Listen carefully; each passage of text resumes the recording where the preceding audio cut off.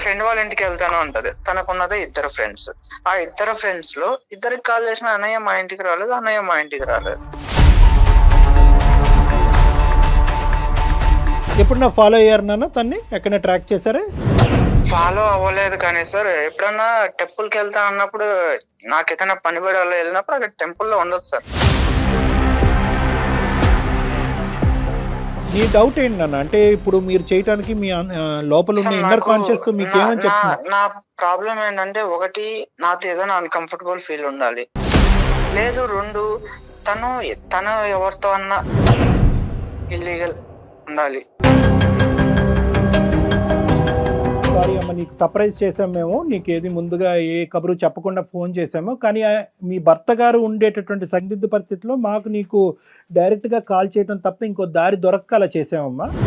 అసలు నేను ఏమన్నా ఇది తప్పు చేస్తున్నాను, మీకు ఏమన్నా అనుమానం ఉందా? ఒక అకేషన్ వచ్చినప్పుడు, అది మ్యారేజ్ అవనివ్వండి, లేదంటే ఏదన్నా ఒక ఫంక్షన్ అవనివ్వండి, లేదంటే ఒక ఫెస్టివల్ అవనివ్వండి, ఆ టైంలో నువ్వు ఒక 2 to 3 hours పాటు అతనికి చెప్పే డిసప్పియర్ అవుతున్నావు అంటే అది కూడా చెప్తున్నాను. కాదు డాక్టర్ గారు, అంత చెప్పకూడని ప్రదేశానికి ఏమి వెళ్ళవు కదా నువ్వు. అంత సీక్రెసీ మెయింటైన్ చేయాల్సిన అవసరం ఏంటి? ఫోన్ లో ఎప్పుడన్నా నేను కాల్ చేసినప్పుడు బిజీ వస్తుంది.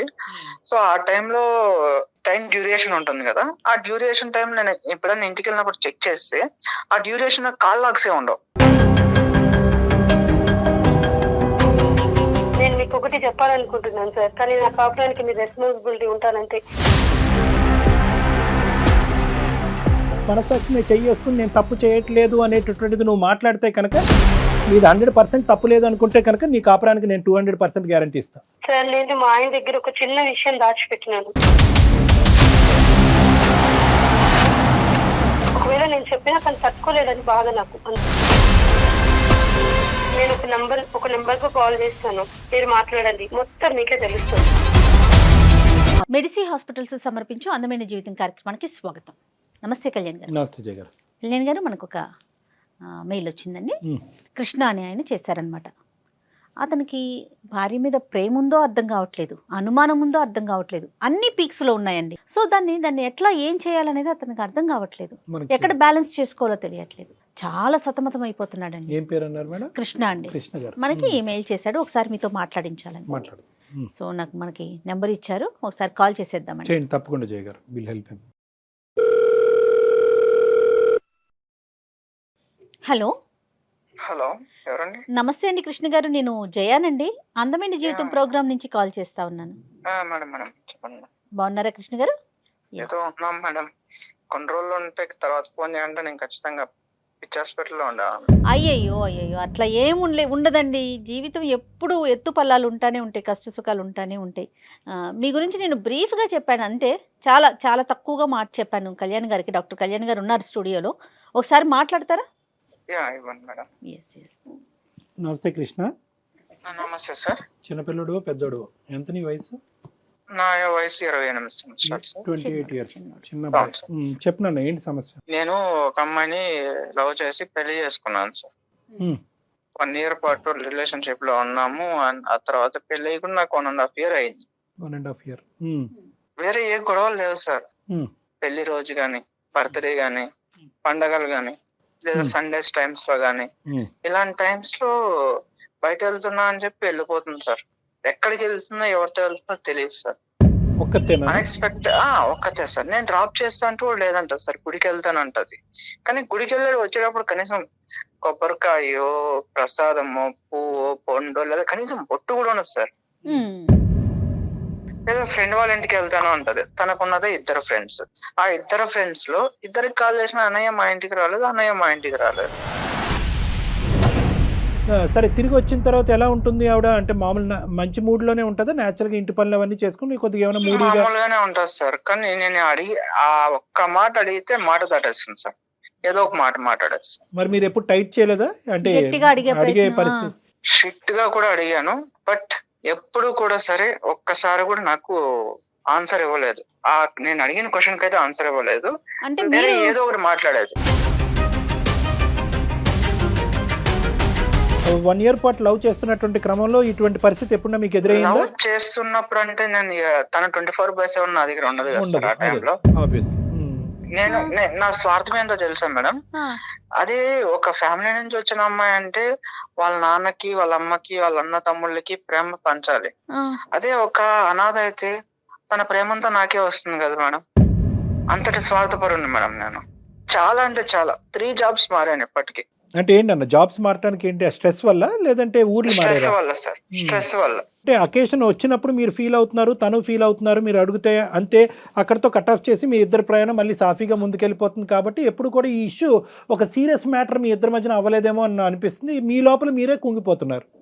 అవును సార్, తను నేను గట్టిగా అడగలేను. పోనీ మీ సైడ్ ఎవరున్నారు నాన్న? అంటే అమ్మాయి సైడ్ తను అనాథ కాబట్టి ప్రేమంతా నాకే కాల్ ఉన్నారు సార్, అమ్మ నాన్న ఉన్నారు. బట్ వాళ్ళకి చెప్తే ఎక్కడ నా బాధ, వాళ్ళు ఏమనుకుంటున్నారంటే అరే వీళ్ళు సంతోషంగా హ్యాపీగా ఉన్నారు అని అనుకుంటున్నారు.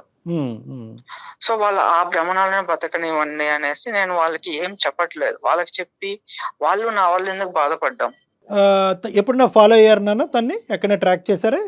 ఫాలో అవ్వలేదు కానీ సార్, ఎప్పుడన్నా టెంపుల్ కి వెళ్తా అన్నప్పుడు నాకు ఏదైనా పని పడాలో వెళ్ళినప్పుడు అక్కడ టెంపుల్లో ఉండదు సార్. నీ డౌట్ ఏంటి నాన్న? అంటే ఇప్పుడు మీరు చేయడానికి మీ లోపల ఉన్న ఇన్నర్ కాన్షియస్ మీకు ఏమని చెప్తుంది? నా ప్రాబ్లం ఏంటంటే, ఒకటి నాతో ఏదైనా అన్కంఫర్టబుల్ ఫీల్ ఉండాలి. ఓకే. లేదు 2 తను ఎవరితో అన్నా ఇల్లీగల్ ఉండాలి. ఎవరి వాళ్ళన్నా ఇబ్బంది పడుతూ నాకు చెప్తే నేనేమన్నా ఫీల్ అవుతానేమో అని అయి ఉండాలి. ఈ మూడిట్లో ఏదని నాకు అర్థం కావట్లేదు. ఎవరన్నా అంటే ఇక్కడ చూడండి, ప్రాబిలిటీ ఈజ్ వెరీ రేర్. అంటే ఎంత రేర్ అంటే కనుక నిజంగా ఒక ఇల్లీగల్ ఒక అక్రమ సోకాల్ సంబంధం పెట్టుకునేటటువంటి ఆడపిల్ల ప్రతిరోజు కలవాలని పరితపిస్తూ ఉంటుంది. ఒకప్పుడు అలా బయటకు వెళ్ళకపోయినా ఇంట్లో ఉన్నప్పుడైనా ఫోన్లో మాట్లాడటం కానీ మెసేజ్లు చేయటం కానీ ఏదో విధంగా ఇంకో మాట్లాడుతూ ఉంటుంది సార్. ఫోన్ లో ఎప్పుడన్నా నేను కాల్ చేసినప్పుడు బిజీ వస్తుంది. సో ఆ టైంలో టైం డ్యూరేషన్ ఉంటుంది కదా, ఆ డ్యూరేషన్ టైం నేను ఎప్పుడైనా ఇంటికి వెళ్ళినప్పుడు చెక్ చేస్తే ఆ డ్యూరేషన్ కాల్ లాగ్సే ఉండవు, డిలీట్ చేస్తాను.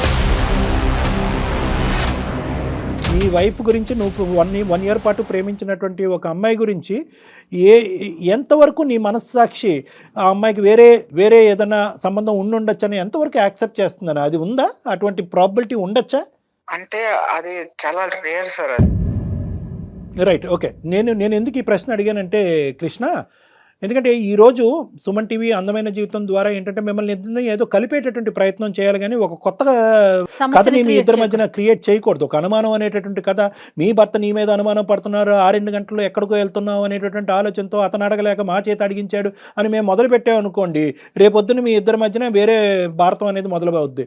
ఒకప్పుడు ఆ అమ్మాయి ధిక్కరిస్తే కనుక, ఏ సమాధానం చెప్పకుండా ఫోన్ పెట్టేస్తే కనుక నెక్స్ట్ ఏంటి అనేటటువంటి దానికి నువ్వు మెంటల్గా ప్రిపేర్ అయ్యి ఉన్నావా?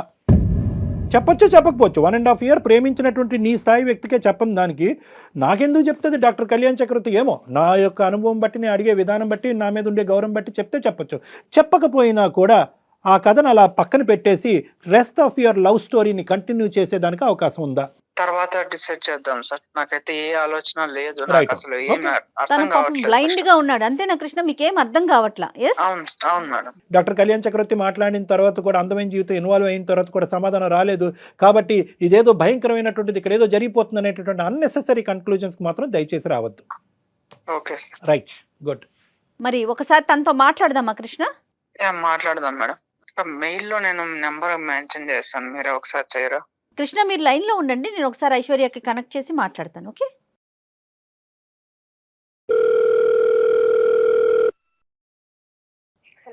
హలో ఐశ్వర్య గారు, నమస్తే అండి. నమస్తే అండి. ఎవరు? నేను జయానండి, అందమైన జీవితం ప్రోగ్రామ్ నుంచి మాట్లాడుతా ఉన్నాను. ఓకే, చెప్పండి మేడం. మీ హస్బెండ్ కృష్ణ గారు లైన్ లో ఉన్నారు, ఒక్కసారి ఆయనతో మాట్లాడండి, దెన్ మళ్ళీ నెక్స్ట్ నేను మాట్లాడతాను. హలో కృష్ణ, మేడం మీ వైఫ్ ఉన్నారండి, ఒకసారి తనకి మాట్లాడండి. హలో. హలో ఐశ్వర్య చెప్పండి. కళ్యాణ్ చక్రవర్తి గారు, జయ మేడం ఉన్నారు. ఏమైందండి? మీరు ఎక్కడున్నారు? ఏమైందో నీకు తెలీదా? 1.5 year గా నేను అడిగి అడిగి అడిగి అడిగి వ్యక్తి పుట్టిపోయింది నాకే. అందుకే కనీసం సార్ వాళ్ళ దగ్గరికన్నా వస్తా నా సమాధానం వస్తుందని చెప్పి నేను ఇక్కడికి వచ్చా. అసలు మన మధ్య సమస్య ఏముందండి పరిష్కరించుకోవడానికి? అసలు నేను ఏమన్నా ఇది తప్పు చేస్తున్నాను, మీకు ఏమన్నా అనుమానం ఉందా? అందరూ మంచిగా రైట్ చేస్తున్నావు. నేను అడిగిన దానికి సమాధానం ఇవ్వాలి కదా. నీకున్నది ఇద్దరు ఫ్రెండ్స్, వాళ్ళిద్దరిని అడిగితే నా ఇంటికి రాలేదన్నయ్య అంటున్నారు. నేను మీకు నిజమే చెప్పి వెళ్ళానండి. టెంపుల్ కి చూడండి సార్, ఇప్పుడు కూడా చూడండి. అమ్మా ఐశ్వర్య నమస్తే అమ్మా, నేను డాక్టర్ కళ్యాణ్ చక్రవర్తి అమ్మా, సుమన్ టీవీ అందమైన జీవితం నుంచి మాట్లాడుతున్నాను. నమస్తే సార్. సారీ అమ్మ, నీకు సర్ప్రైజ్ చేసాం మేము, నీకేది ముందుగా ఏ కబురు చెప్పకుండా ఫోన్ చేసాము. కానీ మీ భర్త గారు ఉండేటటువంటి సందిగ్ధ పరిస్థితిలో మాకు నీకు డైరెక్ట్గా కాల్ చేయడం తప్ప ఇంకో దారి దొరక్క అలా చేసామమ్మా. ఇక్కడ అమ్మ తప్పు చేసావని మేము ఎవరు అనలేదమ్మా. ఒక అకేషన్ వచ్చినప్పుడు, ప్రత్యేకంగా ప్రతిరోజు కాదు, ఒక అకేషన్ వచ్చినప్పుడు, అది మ్యారేజ్ అవనివ్వండి, లేదంటే ఏదైనా ఒక ఫంక్షన్ అవనివ్వండి, లేదంటే ఒక ఫెస్టివల్ అవనివ్వండి, ఆ టైంలో నువ్వు ఒక 2 to 3 hours పాటు అతనికి చెప్పే డిసప్పియర్ అవుతున్నావు అంటే, అది కూడా చెప్తున్నాడు, చెప్పే డిసప్పియర్ అవుతున్నావు. కానీ ఎక్కడికి అనేది మాత్రం చెప్పట్లేదు. ఎక్కడికి అని చెప్పేటటువంటి దానికి సంబంధించినటువంటి ఆధారాలు కనిపించట్లేదు. మరి ఇంత సీక్రెట్గా ఉండేటటువంటి ఈ వ్యక్తి ఎవరి దగ్గరికి తిని వెళ్తుంది, ఆమె అతను అనేటటువంటి ప్రస్తావన అతని దగ్గర లేదు. అతనికి నీ మీద అనుమానం కూడా లేదు. అది నేను ముందే క్లారిఫై తెచ్చుకున్నాను. చాలా అంటే చాలా మంచివాడే. సమస్య అదేనమ్మా. కాదు డాక్టర్ గారు, అంత చెప్పకూడని ప్రదేశానికి ఏమి వెళ్ళవు కదా నువ్వు. అంత సీక్రెసీ మెయింటైన్ చేయాల్సిన అవసరం ఏంటి?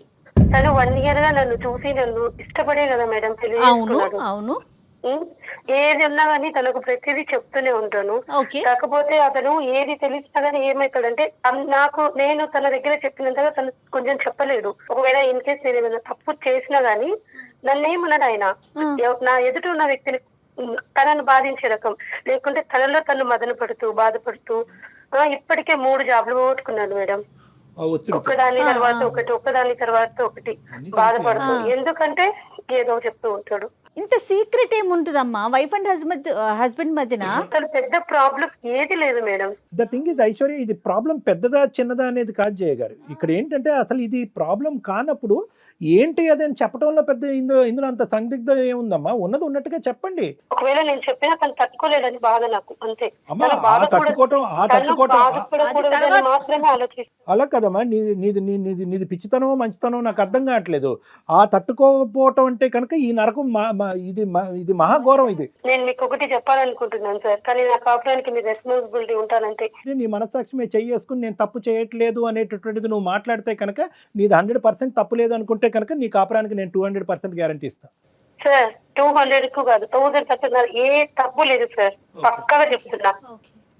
నా సైడ్ తప్పు పెట్టుకొని మిమ్మల్ని తలదించుకునేలాగా నేను చెయ్యను. ఖచ్చితంగా నేను చెప్తాను, నిజం మాత్రమే చెప్తాను. నా సైడ్ ఎంత మీరు వెతికినా ఇంత తప్పు కూడా దొరకదు. కాన్ఫిడెంట్ గా చెప్తున్నాను. తను మిస్అండర్స్టాండింగ్ చేసుకోకుండా మాట్లాడే బాధ్యత డాక్టర్ గారు తీసుకుంటారు. అది తీసుకుంటే చాలు. తను ఏం చెప్పినా ఓవర్ గా రియాక్ట్ అవుతారు, అది నేను భరించలేను. అది బాధపడడం కూడా నాకు ఇష్టం లేదు. ఏంటంటే తనను ఒక చిన్న పిల్లలాగా చూసుకుంటాను నేను. కానీ మరి సమస్య ఇక్కడ దాకా వచ్చింది కదా తల్లి, రివీల్ చేయక తప్పదు. ఇంకా అందుకే మేడం నేను చెప్పాలని నిర్ణయం తీసుకున్నాను. చెప్తాను, ఖచ్చితంగా మీ దగ్గర చెప్తాను, ఒప్పుకుంటాను. ఏం చేసింది ప్రతిదీ చెప్తాను. కానీ తను ఒప్పుకోవాలి, ఎందుకంటే తను బాధపడకూడదు. ఇప్పుడు చెప్పేస్తాను. తను అర్థం చేసుకునేటటువంటి విధంగా మేము ఆ ప్రాసెస్ ని ఫెసిలిటేట్ చేస్తామని చెప్తున్నాం అమ్మా. అతను రియాక్ట్ అవ్వకూడదు, అతను మాట్లాడకూడదు, అతను చెవులు మూసుకోవాలంటే కనుక అసలు ఏంటో అదేం లేదు సార్. తను ఒక మంచి మనసు ఒప్పుకుంటే చాలు నాకు. ఎందుకంటే తప్పు ఉంటే నేను ఇంతగా మాట్లాడలేను కదా, నా సైడ్ తప్పు ఉంటే నేను మాట్లాడలేను సార్. అదే అమ్మా, ఇప్పుడు నువ్వు చెప్పమ్మా, నువ్వు విషయం చెప్పమ్మా. సార్ నేను మా ఆయన దగ్గర ఒక చిన్న విషయం దాచిపెట్టినాను. అది ఒక్కటే నేను చేసిన తప్పితే ఇంకేది లేదు. నేను ఒక నెంబర్ కు కాల్ చేస్తాను, మీరు మాట్లాడండి, మొత్తం మీకే తెలుస్తుంది. కాదు మా నెంబర్ కి కాల్ చేయటం ఏంటి? నువ్వు చెప్పు, అసలు ఏం జరిగిందో నువ్వు చెప్పట్లేదు. అటు ఆయనకి దాచావు, ఇటు డాక్టర్ గారు అడుగుతుంటే దాస్తున్నావు. దాయడం లేదు, దాసేదాన్ని అయితే నెంబర్ కి కాల్ చేస్తానని నేను అనను మేడం. ఒక నెంబర్ కు కాల్ చేస్తే డాక్టర్ గారు ఖచ్చితంగా మీకు అన్ని విషయాలు తెలుస్తాయి. ఎవరు మళ్ళీ ఏంటమ్మా ఈ సస్పెన్స్ థ్రిల్లర్ తట్టుకోలేకపోతున్నావు? అక్కడో సస్పెన్స్, ఇక్కడో సస్పెన్స్, ఇప్పుడు మళ్ళీ ఇంకో ఫోన్ కాల్ అంటున్నావు. సరే, నీ సమస్య, మీ ఇద్దరి మధ్యన సమస్యకి పరిష్కారం ఉంటే కనుక మరి ఆ సస్పెన్స్ కూడా మేము చూడటానికి రెడీగానే ఉన్నాం. కలుపమ్మా. కాన్ఫరెన్స్ లోకి తీసుకుంటావా? తీసుకోండి. ఇప్పుడు తన కాపురానికి మీరు బాధ్యత అన్నారు. సో తప్పు జరగనంత వరకు ఓకే మీరు చూసుకుంటామన్నా, మళ్ళీ ఇంకొక కాల్ ఏంటో అర్థం కాలేదు. మరి హలో సార్, చూసారా? నా అనుమానమే నిజమైంది, ఎవరో ఉన్నారు. ఐశ్వర్య ఎవరమ్మా అవతల ఎవరున్నారో మాట్లాడమని ఫస్ట్ వినండి సార్, ప్లీజ్ ఫస్ట్ వినండి. ఫస్ట్ నువ్వు కూల్ గా ఉండు, అదే కదా ముందే నా మీద నిందలు మోపకండి, ఒక్కసారి వినండి. సార్ నమస్కారం సార్, నా పేరు కల్పన, నేను ఒక ట్రాన్స్జెండర్ ని. తను ఐశ్వర్య నా బిడ్డ సార్.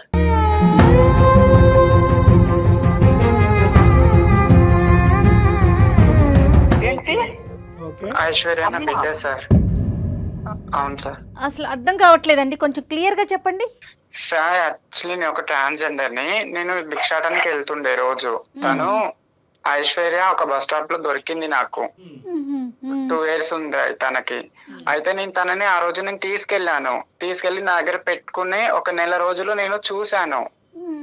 తన వాళ్ళు ఎవరైనా వస్తారేమో దోలాడుకుంటూ వాళ్ళకి ఇచ్చేద్దాం అనేసి. 1 నెల రోజులు చూసినా కూడా ఎవరు రాలేదు. సో రాకపోవడంతో నేను తనని పెంచుకున్నాను.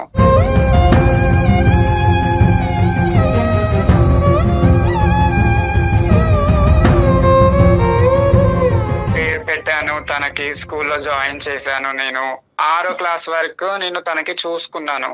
దాని తర్వాత ఒక రోజు నేను వెళ్ళాను తనని స్కూల్ దగ్గరికి. వెళ్తే తను ఎవరు అని తన ఫ్రెండ్స్ అడిగారు, ఐశ్వర్య ఫ్రెండ్స్. అడిగితే తను మా మమ్మీ అని చెప్పడంతో చిచ్చి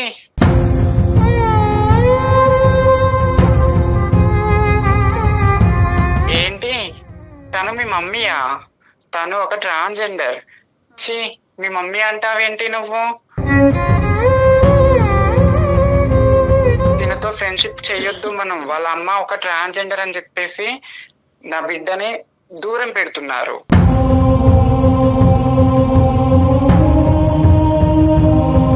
సో నేను అప్పుడే అనుకున్నాను, నా బిడ్డకు ఒక మంచి భవిష్యత్తు ఇవ్వాలి, నేను పడ్డ అనుమానాలు నా బిడ్డకు రాకూడదు అని నేను 6వ క్లాస్ తర్వాత తనని అనాథ ఆశ్రమంలో నేను జాయిన్ చేశాను.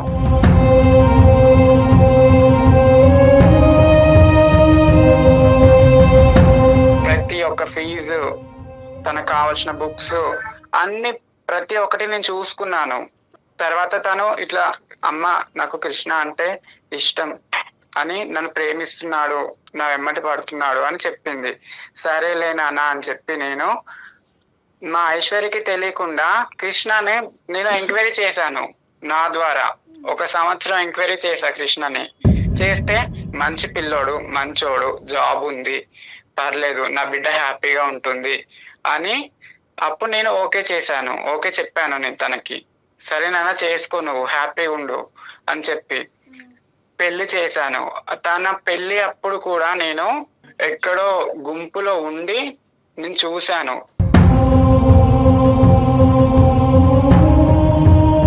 అనాథ ఆశ్రమం తరపు నుంచి తన పేరు మీద ఫిక్స్డ్ డిపాజిట్ 5 లక్షలు చేశాను. కాదమ్మా, ఇప్పుడు ఇది ఓకే, ఇంతవరకు మీరు చేసినటువంటి ఒక వెనక నుండి ఒక తల్లి కూడా చేయనటువంటి త్యాగం ఒక పెద్ద మనసుతో మీరు చేశారు, దానికి మేమందరం కూడా హ్యాట్స్ ఆఫ్. కానీ ఇది పెళ్లి చేసుకునేటటువంటి భర్తకి దాచిపెట్టవలసినటువంటి అవసరం ఏముందమ్మా? ఇప్పుడు మంచి అబ్బాయి అన్నారు, అర్థం చేసుకునేటటువంటి మనసు ఉంది. ఈ అమ్మాయి చిన్నపిల్ల, తెలియనటువంటి మనస్తత్వం. ఒక పెళ్లి అనేటటువంటిది కంప్లీట్ గా ఒక ట్రాన్స్పరెంట్ ప్లాట్ఫామ్ మీద ఉండాలా, ఉండకూడదా? నమ్మకం ఉండాలి సార్, కానీ ఈ సొసైటీ మమ్మల్ని నమ్మదు కదా. ఈ సొసైటీ ఏమంటుంది, ఒక దగ్గరికి వెళ్తాము సార్, మేము వెళ్తే మమ్మల్ని చూసి దూరం వెళ్ళిపోయే వాళ్ళు ఉన్నారు, పక్కన కూర్చుంటే లేచి వెళ్ళిపోయే వాళ్ళు ఉన్నారు. మీరు బాగానే ఉన్నారు కదా, పని చేసుకొని బతకొచ్చు కదా, ఇట్లా ఎందుకు అడుక్కోవడం? మీరు కాదు తల్లి, కృష్ణ ఐశ్వర్య ప్రేమించి పెళ్లి చేసుకున్నారు, ఒకరినొకరు అర్థం చేసుకుని పెళ్లి చేసుకున్నారు. ఆ ప్రేమలో త్యాగాలు అనేటటువంటి ఉంటాయి. నువ్వు చేసినటువంటి కార్యక్రమానికి బహుశా కృష్ణ హర్షిస్తాడేమో. అరే ఇంత గొప్ప మనిషి, సమాజం నీ వైపు వేలెత్తి చూపెడుతుందంటే కనుక ఈ వెనకాతల నుంచి తల్లిలాగా. నాకు తెలియదు కదా సార్, నా వల్ల నా అల్లుడు బిడ్డ దూరం కావద్దు, నా వల్ల ఇది నా బిడ్డ ఒంటరిది కావద్దు, మాది ఎట్లాగో ఒంటరి జీవితం. బట్ హౌ లాంగ్ అమ్మా? కాదు కల్పన గారు, ఎన్ని సంవత్సరాలు దాచిపెడతారు? ఎన్ని సంవత్సరాలు దాచిపెడతాం అనుకున్నారు? ఇప్పటికే ఆ అబ్బాయికి లేనిపోయిన ఆలోచనలు వచ్చాయి. చెప్పమ్మా, చెప్పమ్మా. ఇక్కడ ఇది ఎందుకు దాచిపెట్టిందో నేను చెప్పొచ్చు. చెప్పుమా, చెప్పు. లేదు సార్, ఒకసారి నేను ఈయన షాపింగ్ మాల్కి వెళ్ళినాం. అక్కడ ట్రాన్స్జెండర్ చూసి ఈయన ఎంత విసుక్కున్నాడంటే అతని దగ్గరికి వచ్చేసరికి చాలా అంటే చాలా చిరాకు పెట్టిండు ఫేస్ మొత్తం. తన మెంటాలిటీ అలా ఉంది. దాని వల్ల నేను చెప్పలేకపోయాను సార్. వాళ్ళ గురించి కొంచెం మంచి చెప్పి ఇది నా పరిస్థితి అని చెప్పడానికి నేను చాలా సార్లు ప్రయత్నం చేసినాను సార్. అసహ్యం కలిగినటువంటి ఒక వ్యక్తి అంటే ఈ పరిస్థితుల్లో అతను ఏవో కొన్ని ఎక్స్పీరియన్సెస్ వల్ల లేదంటే అతను చూడకూడదు ఏమైనా చూడటం వల్ల అతనికి ఒక బ్యాడ్ ఇంప్రెషన్ ట్రాన్స్జెండర్స్ మీద పడింది. కానీ నీ జీవితంలో ఒక ట్రాన్స్జెండర్ ఒక ఆడపిల్ల యొక్క ఒక అనాథైనటువంటి ఒక ఆడపిల్లకు ఒక తల్లిలాగా నిలబెట్టి జీవితంలో ముందుకు పంపించిందని ఒక గొప్ప ఎగ్జాంపుల్ చెప్తే కనుక బహుశా అతని ఆలోచన శైలి మారిపోయి ఉండేదేమోనమ్మా. ట్రాన్స్జెండర్స్ మీద ఒక మంచి అభిప్రాయం వచ్చి ఉండేదేమో, వాళ్ళలో కూడా ఒక దయాగుణం ఒక త్యాగశైలి త్యాగగుణం ఉందనేటటువంటి ఆలోచనకు వచ్చి ఉండేవాడేమో. నిజమే సార్. అందుకే నేను వాళ్ళలో ఉన్న మంచితనం చెప్పడానికి కూడా నేను చాలా సార్లు ప్రయత్నం చేశాను. కనీసం వాళ్ళు ఊపే ఎత్తనియడు సార్ ఇంట్లో. ఇప్పుడు మనకి ప్రధానంగా కావాల్సింది కృష్ణ యొక్క రియాక్షన్ కావాలి నాకు ఇక్కడ. కృష్ణ నీ రియాక్షన్ ఏంటి? ఇప్పుడు ఆవిడ ఒక ఫోన్ కాల్ కలిపింది, ఆ ఫోన్ కాల్లో ఒక మగగంతుకు లాంటిది వినిపించేటప్పటికి అదిగో మేడం ఒక అబ్బాయి మాట్లాడుతున్నాడు బ్యాక్గ్రౌండ్ చూసారా, నేను అనుకున్నది నిజమైందని అన్నారు. కానీ అది నిజం కాదు. మీరు మాట్లాడుతుంది ఆ అమ్మాయి తల్లికి మించినటువంటి ఒక తల్లితో మీరు మాట్లాడుతున్నారు. ఇప్పుడు మీ అభిప్రాయం ఏంటో నాకు చెప్పండి. అవును సార్, నాకు వాళ్ళంతా చిన్నప్పటి నుంచి ఒక భయం సార్. వాళ్ళు వచ్చి ఆ స్లాబ్స్ కొడుతుంటే నాకు అట్లా షివరింగ్ అయిపోయేది. తను నాతో ఉండాలనుకుంటే వాళ్ళ అమ్మను వదిలేయమని చెప్పండి, లేదు వాళ్ళ అమ్మ కావాలనుకుంటే నన్ను వదిలేసి వెళ్ళిపోమని చెప్పండి సార్. కాదండి, దానికి కారణం ఏంటి? మీ ఒకటి కృష్ణ ఇక్కడ ఇక్కడ ఏంటంటే దేనికైనా ఒక బలమైనటువంటి కారణం ఉండాలి. మీ పర్సనల్గా మీరు ఒక ఎల్జిబిటీ గ్రూప్ని ఏ విధంగా చూస్తున్నారో does not equate to how Aishwarya looks at an LGBT group. ఆ అమ్మాయికి ఒక ప్రాణాన్ని ఇక్కడ నేను ఐశ్వర్య ఏదైనా తప్పు చేసిందంటే, కల్పన గారు ఏదైనా ప్రీమెచ్యూర్గా అనాలోచితంగా చేశారు అంటే కనుక మీకు చెప్పకపోవటం అనేటటువంటిది ఒక ప్రధానమైనటువంటి అంశం. అందుగురించి నేను అన్నాను, ఎంతకాలం దాచిపెడదాం అనుకున్నారంటే కనుక ఒక కూతురు అల్లుడి మధ్యన నేను ఒక ఇదిగా అవ్వకూడదమ్మా, ఇంతకాలం నేను ఇంత కష్టపడి పెంచినటువంటి నా కూతురు జీవితాన్ని నాశనం చేసినటువంటి ఒక తల్లిగా నాకు ఒక చరిత్రలో నేను ఉండకూడదు అనే ఆలోచనతో నేను వెనక నుంచే ఇప్పటికీ జీవితాంతం వెనక నుంచే నడపాలి అన్నటువంటి ఆలోచనని, అందులో మంచి ఉంది అనేది 99% మంది సమాజం నమ్మినా కూడా 1% మందిలో నేను ఒకనేమంటానంటే, అమ్మ పెళ్ళి అంటే కనుక నీతిమైనటువంటి పెళ్ళే కదమ్మా, ట్రాన్స్పరెంట్గా ఉండాలి కదా, నమ్మకం అనే బేస్మెంట్ మీద నడిచేది కదా, అన్నీ చెప్పుకుంటే కనుక అబ్బాయిని మనసు మార్చచ్చు కదా అనేటటువంటి ఒక్క అంశంలోనే ఆవిడ వైపు నేను వేలెత్తి చూపెట్టా. కానీ ఈరోజు ఆవిడ చాలా ముఖ్యమైనటువంటి పాత్రలో ఉంది, ఐశ్వర్యకి చాలా ముఖ్యమైనటువంటి పాత్రలో ఉంది. మీ అభిప్రాయం ఐశ్వర్య అభిప్రాయం అవనవసరం లేదు. మీరేం చూసారో నాకు తెలీదు, ఎందుకు వాళ్ళని చేదరించుకుని అసహించుకుంటున్నారో నాకు తెలీదు, ఎందుకు కింద నుంచి పై వరకు మీ శరీరం వణుకుతుందో నాకు తెలీదు. కానీ ఈరోజు ఐశ్వర్యకి ఆ అమ్మాయి ప్రాణం పోసింది, ఆ తల్లి పాత్రలో పోషిస్తూ ప్రాణం పోసింది. లేదంటే ఎవరి చేతుల్లో పడి ఉండేదో ఐశ్వర్య ఈరోజు, ఏమై ఉండేదో. ఈరోజు చదువుకుని ఒక క్వాలిఫికేషన్ వచ్చి నీలాంటి ఒక మంచి వ్యక్తితో పెళ్లి చేసుకుని ఒక ప్రయాణం కొనసాగటానికి ముఖ్య కార్యక్రమాలు భగవంతుడికి మించినటువంటి భగవంతుడు ఎవరన్నా ఉన్నారు అంటే కనుక అది కల్పన గారు. మా అత్తగారు ఒక ట్రాన్స్జెండర్ అంటే మా ఫ్యామిలీ కానివచ్చు, లేదంటే సొసైటీ కావచ్చు, నన్ను వేరేలా చూస్తుంది సార్. సో నేను అది తీసుకోలేను. Let us take another hypothesis. ఒక నిమిషం ఐశ్వర్య, నాకు కృష్ణతో నేను డీల్ చేయాలి. కృష్ణ మీద నాకు కోపం లేదు. కృష్ణ కన్ఫ్యూజన్లో ఉన్నాడు కాబట్టి కన్ఫ్యూజన్ క్లారిటీలోకి తీసుకురావాల్సిన బాధ్యత నా మీద ఉంది. ఎందుకంటే మీ కాపురాన్ని నిలబెడతానని నేను ప్రామిస్ చేసిన తర్వాత నువ్వు కల్పన గారికి ఫోన్ కలపడం జరిగింది. కృష్ణ, ఒకప్పుడు ఈ అమ్మాయిని పెంచి ఈ స్థాయి వరకు తీసుకువచ్చినటువంటి వ్యక్తి కల్పన గారు ఒక ట్రాన్స్జెండర్ అనేటటువంటి అంశం మీరు గాఢంగా ప్రేమించుకుంటున్నటువంటి ఆ సంవత్సరంలోనే బహుశా ఐశ్వర్య వచ్చి నీకు చెప్పుంటే కనుక అప్పుడు ఏమని ఉండేవాడివి? సార్ నా ప్రేమ కాదు సార్, ఇప్పుడు తను మా అత్త అని చెప్పుకొని ఎలా చెప్పుకోగలుగుతాను సార్ నేను? అత్త కాదు ఎవరు కాదు. ఈ అమ్మాయి ఈరోజు ఇది దాచిపెట్టకుండా మీరిద్దరు ప్రేమించుకున్నటువంటి క్రమంలో మన ప్రేమను నువ్వు యాక్సెప్ట్ చేసావు, మన ఇద్దరు ఇంత గాఢంగా ప్రేమించుకుంటున్నాం, మన ఇద్దరు ముందుకెళ్ళి పెళ్లి చేసుకోబోతున్నాం. అయితే నీకు ఒక ముఖ్యమైనటువంటి అంశం చెప్పాలి, నా తల్లికి మించినటువంటి తల్లి నా జీవితంలో ఒక ట్రాన్స్జెండర్ ఉంది, ఆవిడే కల్పన అనేటటువంటి అంశం నీకు చెప్పుంటే నువ్వు ఈ ప్రేమ నుంచి విత్డ్రా అయిపోయి ఉండేవాడా, నీకు నాకు పచ్చి అని అని ఉండేవాడువా? సార్ అప్పుడైతే ఏమో తెలియదు సార్, ఇప్పుడైతే నేను యాక్సెప్ట్ చేయలేను సార్. మా ఇంట్లో వాళ్ళకి నేనేం చెప్పుకోవాలి సార్?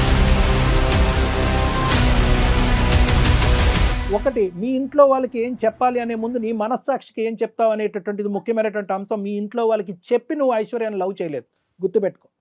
నీ మనసుకు నచ్చింది కాబట్టి ప్రేమంతా నాకే ఇవ్వాలి అనేటటువంటి ఆలోచనతో ప్రత్యేకంగా ఒక అనాథాశ్రమంలో ఉండేటటువంటి అమ్మాయిని ప్రేమించుకోవాలనే వెనకతలు నీకు ఉండేటటువంటి ఒక మంచి ఉద్దేశం ఈరోజు చెడగొట్టాలనేటటువంటి ఆలోచనతో ఉండద్దు. ఎందుకంటే నీ మనస్సాక్షిలో ఉన్నది ప్రధానమైనటువంటి అంశం ఎవరంటే కనుక ఐశ్వర్యకి నచ్చినటువంటి అందరి వ్యక్తులు కూడా నువ్వు ప్రేమించాలి, అందరి వ్యక్తులు కూడా నీ మనుషులు అవ్వాలి కాదా? వాళ్ళు ఎవరైతే ఏంటి, ఏ జెండర్ అయితేనేంటి, వాళ్ళు ఏమైనా శాపగ్రస్తులా? ట్రాన్స్జెండర్స్ అంటే శాపగ్రస్తులా? వాళ్ళ కర్మకాలికి అలా మారారా? వాళ్ళకి దిక్కులేక అలా మారారా? వాళ్ళు మనుషులు కాదా?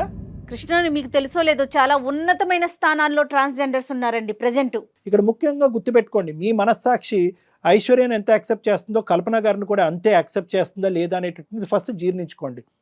దాని తర్వాత మీ పేరెంట్స్కి ఎలాగ అది డిఫైన్ చేస్తారు, ఈవిడ ఎంత త్యాగం చేసింది, ఎవరు ఈ ప్రపంచంలో వాళ్ళు మేలా ఫీమేలా, జెండర్ ఐడెంటిటీ వల్ల ట్రాన్స్జెండర్స్ అనేటటువంటి అంశం తీసి పక్కన పెడితే అక్కడ కామన్గా కలిసేటటువంటి చొక్క ఏదన్నా ఉందంటే కనుక అది మానవత్వం. సో కాబట్టి ఏంటంటే మానవత్వం అనేటటువంటి అంశాన్ని మీ పేరెంట్స్ తీసుకెళ్తే కనుక మనసున్న మనుషుల్లాగా వాళ్ళు అది కూడా యాక్సెప్ట్ చేస్తారు.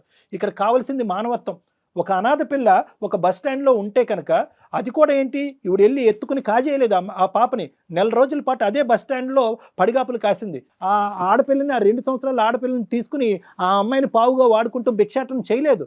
ఆ అమ్మాయిని చదివించింది, స్కూల్కి పంపించింది, బట్టలు ఇచ్చింది, అన్ని సదుపాయాలు ఇచ్చింది. బహుశా ఒక కన్నటువంటి ఒక తల్లిదండ్రుల కంటే ఎక్కువగా చూసుకుని, అయ్యో నా వల్ల ఈ ఆడపిల్ల వైపు సమాజం అంతా ఏలు చూపెడితే కనుక ఇలా చీడ పురుగులాగా నా కూతుర్ని చూడకూడదు అనేటటువంటి ఉద్దేశంలో తీసుకెళ్ళి తన కడుపుని చంపుకుని, మనసును చంపుకుని వెళ్ళి అనాథాశ్రమంలో జాయిన్ చేసింది. అంటే ఏది, ఒక ప్రేమ, ఒక బాండింగ్ డెవలప్ అయిన తర్వాత అనాథాశ్రమంలో పెట్టడం అనేటటువంటి దాని వెనకతలు ఎంత త్యాగం ఉంటుందో ఒక్కసారి అర్థం చేసుకో కృష్ణ. ఈరోజు ఆ అమ్మాయి పడినటువంటి ఆ కల్పన గారు పడినటువంటి ఆ మానసికపరమైనటువంటి క్షోభ ఏది, ఒక ఆడపిల్ల తన దగ్గరికి వచ్చింది, మళ్ళీ సమాజం గురించి నాకు ఆడపిల్ల ఎక్కడ అవమానం ఫీల్ అవుతుందని చెప్పి మళ్ళీ అనాథాశ్రమంకి దారదత్తం చేసింది. ఎంత క్షోభనన్నది, ఎంత బాధ. ఇక్కడ నాకు కావాల్సింది ఏంటంటే మేలా ఫీమేలా ఏది అనేది కాదు, ఒక మానవత్వం అనేటటువంటిది ఇక్కడ గెలిచింది. ఆ మానవత్వాన్ని నువ్వు ప్రేమించాలి. నీ ఐశ్వర్యం నువ్వు ఎంత ప్రేమిస్తున్నావు అదే మానవత్వాన్ని ప్రేమించాలి. మీ పేరెంట్స్కి ఏం చెప్తావు అనేది సెకండరీ, టెరిషరీ, క్వాడ్రపుల్. అది ఇప్పుడు మనం ఆలోచించద్దు. నువ్వు యాక్సెప్ట్ చేస్తున్నావా లేదా, మానవత్వాన్ని నువ్వు యాక్సెప్ట్ చేస్తున్నావా లేదా? అంతటితో వదిలేదండి, కట్న కానుకలు ఇచ్చి పెళ్లి చేసి పంపించింది. ఎవరు చేస్తారు నాన్న, ఎవరు చేస్తారు? మీ పెళ్ళికి వచ్చి కూడా దగ్గరకు వస్తే కనుక ఈవిడ్ని మళ్ళీ ఎలా ట్రీట్ చేస్తారు, ఒక చీడ పురుగులాగా ఈ సమాజం ట్రీట్ చేస్తుంది అనేటటువంటి ఉద్దేశంతో చెట్ట చివరి కుర్చీలో కూర్చొని అక్కడి నుంచి సుఖీభవ అనుకుంటూ దీవించినటువంటి మహాపతివ్రత ఆవిడ. ఏం మాట్లాడతారు ఆవిడ గురించి? మనం మాట్లాడటానికి సరిపోతామా?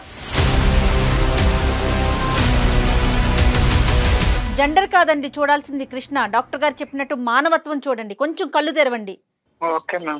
ఓకే కాదు నాన్న, నీలో ఇంకేం సెకండరీ థాట్ అనేది ఉండకూడదు. నువ్వు యాక్సెప్ట్ చేయాలి. ఐశ్వర్యని ఎలా అయితే యాక్సెప్ట్ చేస్తున్నావో అంత గొప్పగా ఆలోచించేటటువంటి ఆ మనిషిని కూడా యాక్సెప్ట్ చేయాలి. వీళ్ళు దాగుడు మూతలుగా వెళ్ళి కలుసుకోవటం అనేటటువంటిది ఇంకా ఆపేసి ఆవిడ కూడా మీతో పాటు కలిసి ప్రయాణం చేసేటటువంటి విధంగా ఒక వాతావరణాన్ని తీసుకురండి త్వరలో. నాకు ఏం చెప్పాలో అర్థం కావట్లేదు సార్, మీరు ఇలా చెప్తున్నారు. నాకు ఆలోచించుకోవడానికి టైం కావాలి సార్. ఓకే కృష్ణ, ఆలోచించుకోవటానికి టైం తీసుకో. కల్పన గారు మీరేమంటారమ్మా? నా కూతురు నా అల్లుడు ఇద్దరు హ్యాపీగా ఉంటే నేను వాళ్ళ లైఫ్ లోకి మళ్ళీ రాను సార్.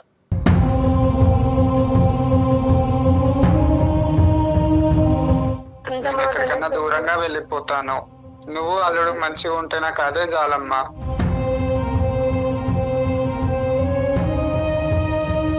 కల్పన గారు మీరు అలా మాట్లాడకండి. ఇలా దొంగతనంగా కలుసుకోవడం అవసరం లేదు. ఇంకటి నుంచి పెళ్లి కాకుండా మీరు ఎలా ఉన్నారో అలానే ఉండండి. Very good very good very good Krishna, thank you. నేను ఇంట్లో వాళ్ళకి నేను ఏదో ఒకటి సర్ది చెప్పుకుంటా. Okay okay. తనని అన్ని సంవత్సరాలు పెంచకపోయింటే తను నా దగ్గరకు వచ్చేది కాదు. సూపర్, మంచి పాయింట్. నేను చెప్పింది అంతా కూడా ఒక లైన్ లో సమరైజ్ చేశాను. మా ఇంకేం మనసులో పెట్టుకోకు, డాక్టర్ గారు మాట్లాడారు కదా, సంతోషంగా ఉండండి. ఓకేనా? Thank you so much madam. Kalpana garu, ఈ సందర్భంగా అంటే వీళ్ళిద్దరితో మాట్లాడిన తర్వాత మీతో కూడా మాట్లాడినాక నిజంగా చెప్తున్నానండి, మీకు మనస్ఫూర్తిగా చేతులెత్తి దండం పెడుతున్నామండి. చాలా చాలా మంచి మంచి పని చేస్తున్నారు సొసైటీ మమ్మల్ని యాక్సెప్ట్ చేస్తే మాకు అంతకంటే ఎక్కువ ఇంకేది లేదు మేడం. మీరు మీరు మీరు మీరు ఒక కల్పన గారు, మీరు చేసేటటువంటి మంచి కార్యక్రమాలకి పైన భగవంతుడు అనేవాడు ఎప్పుడు కూడా ఉంటాడు, అతను ఎప్పుడు చూస్తూనే ఉంటాడు. Society acceptance and non acceptance అనేటటువంటిది 100% of the population 100% of the time ఎప్పటికీ మనం సాటిస్ఫై చేయలేం. తొలగిపోవాలి సార్. డెఫినెట్ గా అలాంటి రోజు కూడా వస్తుందండి. అన్ని మంచి కార్యక్రమాలు అన్నీ కూడా కలగలుపుగా ఏదో ఒక రోజు 110% మీ యొక్క గ్రూప్ని అందరూ మనస్ఫూర్తిగా యాక్సెప్ట్ చేసిన మంచి రోజు ఖచ్చితంగా వస్తుంది. చూస్తూనే ఉండండి. Thank you so much sir. Thank you అండి. నమస్తే. నమస్తే అండి.